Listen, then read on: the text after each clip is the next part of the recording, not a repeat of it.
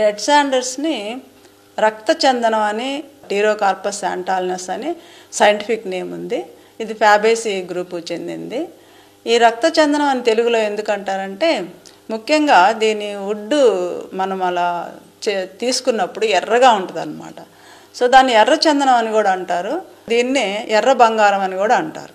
ఎర్ర బంగారం అంటే ఇప్పుడు బంగారం అంటే చాలా వాల్యుబుల్.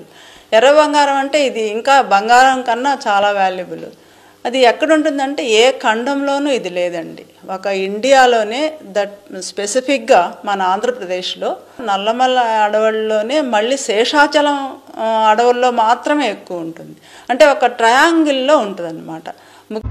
చైనా, జపాన్, రష్యా లాంటి దేశాల్లో ఎర్రచందనంతో తయారు చేసిన వస్తువులకు విపరీతమైన డిమాండ్ ఉంది.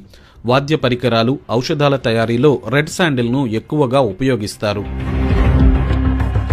ముఖ్యంగా చైనా, జపాన్ వాళ్ళు ఈ వుడ్తో చేసినటువంటి పాత్రలు అంటే స్పూన్లు కానీ ఆ స్టిక్స్ కానీ తర్వాత కిచెన్లో వాడే గిన్నెలు, గ్లాసులు ఇలాంటివన్నీ వాళ్ళు తయారు చేసుకుంటారు. ముఖ్యంగా ఈ వుడ్తో చేసిన బొమ్మలు ప్రతి ఒక్క ఇంట్లో ఉంటాయట చైనా, జపాన్లో.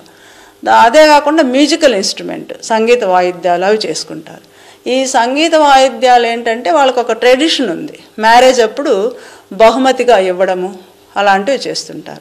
రష్యా వాళ్ళు కూడా ఈ వుడ్ను కొంటున్నారు, స్మగుల్ చేస్తున్నారు అని.